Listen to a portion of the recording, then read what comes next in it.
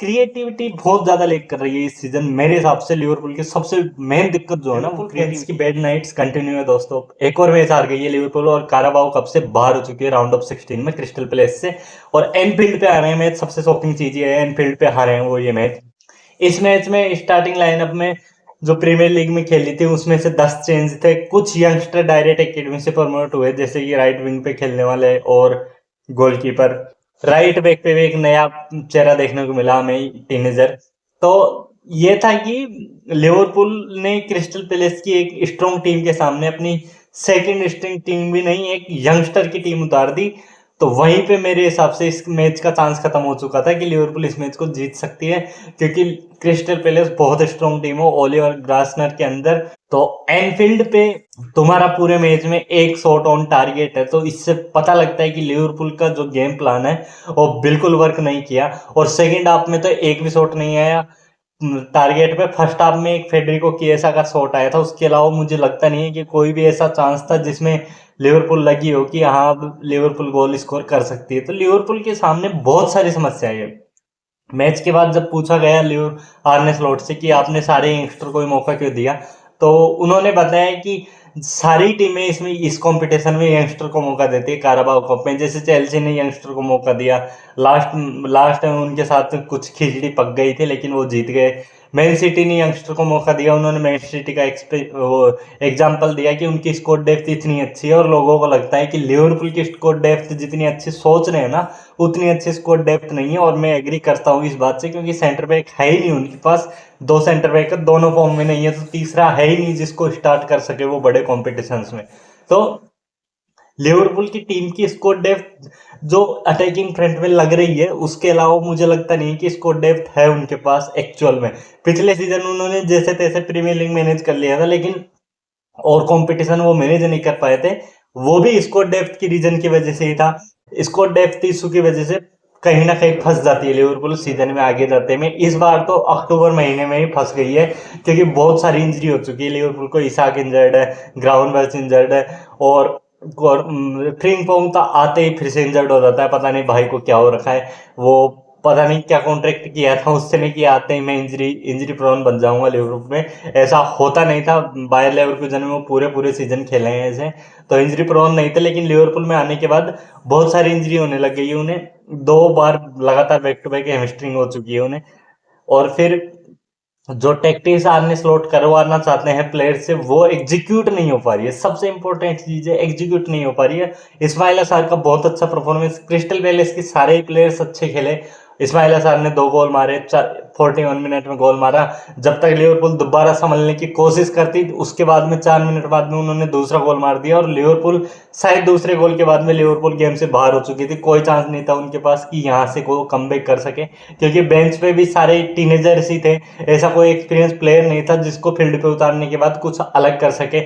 मैकालिस्टर थे, फ्रेडरिको किएसा थे, लेकिन दोनों अकेले दम पे कुछ नहीं कर सकते। क्रिस्टल पैलेस की बहुत ज्यादा स्ट्रॉन्ग टीम है। फिर बाद में चलते हैं, उन्हें 80 मिनट के अराउंड रेड कार्ड भी मिल गया, और फिर लास्ट में क्रिस्टल पैलेस ने एक और गोल मार दिया। 3-0 लिवरपूल को तोड़ दिया एनफील्ड पे आके। और ये लिवरपूल की सबसे बड़ी हार है बिना गोल करे कप कॉम्पिटिशन्स में एनफील्ड के ऊपर 1934 के बाद में। तो बहुत बड़ी बात है कि आर्ने स्लॉट की टीम बिल्कुल बिखरी हुई है। सारे प्लेयर्स का कॉन्फिडेंस, आत्मविश्वास गिर चुका है। इस हार के बाद तो एक्चुअल में गिर चुका है। और मैंने पिछली वीडियो में बात किया था कि आर्ने स्लॉट के लिए जो आने वाले फिक्सर है ना, वो भी इजी नहीं है। सारे भी हार सकते हैं। अभी रियल मैड्रिड से खेलना है, एस्टन विला से खेलना है, मैन सिटी से हारना है। मैं बिल्कुल शौक नहीं होऊंगा अगर तीनों मैच भी लिवरपूल हार जाती है ना, क्योंकि जिस हिसाब का लिवरपूल खेल रही है और जिस हिसाब से उनके प्लेयर्स के बीच में एनर्जी नहीं है, सिनर्जी नहीं बन पा रही है, केमिस्ट्री लेक करती है 8 पॉइंट।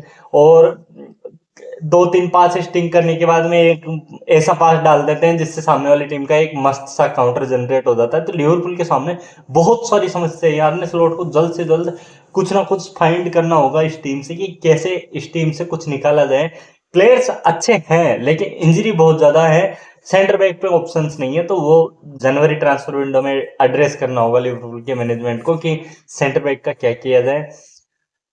और सारी चीजें जो है लिवरपूल के साथ में कि प्लेयर आते हैं परफॉर्म नहीं कर पा रहे हैं, तो वो चीजें तो धीरे धीरे प्लेयर्स को जब मैच जीतेंगे कॉन्फिडेंस बढ़ेगा, रेगुलर मैच जीतेगी लिवरपूल, तो धीरे धीरे कॉन्फिडेंस गेन होगा और उसके चलते लिवरपूल के प्लेयर्स में वो कॉन्फिडेंस आएगा जो सिंगल हैंडेडली मैच जिताने का रहे टीम को। अभी ऐसा कोई प्लेयर दिखता नहीं है मुझे, इवन मोहम्मद सलाह, वर्जिल वैन डाइक जैसे सीनियर प्लेयर्स में भी वो कॉन्फिडेंस लैक करता है कि वो स्टेप अप करे, उनकी लीडरशिप क्वालिटीज दिखाए। लीडरशिप लैक कर रही है वर्जिल वैन डाइक और मोहम्मद सलाह जैसे प्लेयर्स।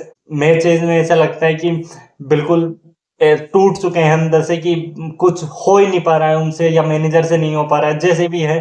पर ये आर्ने स्लॉट के लिए एक बुरा टाइम चल रहा है। अगर आर्ने स्लॉट ने जल्द से जल्द रिजल्ट नहीं निकाले तो जनवरी ट्रांसफर विंडो तक कुछ भी हो सकता है, क्योंकि आर्ने स्लॉट को बैकिंग तो देंगे, लेकिन कितनी देंगे ये कोई कह नहीं सकता। तो जैसे कि सीजन स्टार्ट होने से पहले सब कह रहे थे कि रूबेन अमोरिम सेक हो जाएंगे दिसंबर तक, कहीं आर्ने स्लॉट ही सेक ना हो जाए दिसंबर तक। वैसे मेरे हिसाब से तो होंगे नहीं, क्योंकि उन्होंने लास्ट सीजन ही प्रीमियर लीग जिताया था, लेकिन फिर भी सवाल तो पूछने शुरू हो जाएंगे कि आर्ने स्लॉट बिल्कुल ही कुछ नहीं करवा पा रहे हैं टीम को, और फिर इंटरव्यू में आके बोल देते हैं कि हमारी टैक्टिक्स वर्कआउट नहीं हो रही है, हमें टीम ने समझ लिया है कि हम कैसे खेलते हैं। तो भाई तुम भी समझो ना, सामने वाली टीम तुम्हारे सामने कैसे खेलती है, तुम्हें प्रेस करती है, तुम भी कर जाते हो। कल तो मैं कंसिडर ही नहीं करूंगा कल का मैच, तो कि कल तो टीनेजर्स खेले। उससे पहले भी तो 6 मैच में सिर्फ फ्रैंकफर्ट का मैच था, उसमें तुम्हारी टीम ने अच्छा खेली है, उसमें भी तुमने गोल कंसीड किया। तो पिछले 10 मैचेस में लिवरपूल ने कोई क्लीन शीट नहीं रखी है, हर मैच में गोल कंसीड कर रही है। तो डिफेंसिवली भी लिवरपूल खुली हुई है, मिडफील्ड में भी कोई कंट्रोल नहीं है, अटैक में भी ऐसा कोई प्लेयर नहीं है जो सिंगल हैंडेडली कुछ क्रिएट कर सके।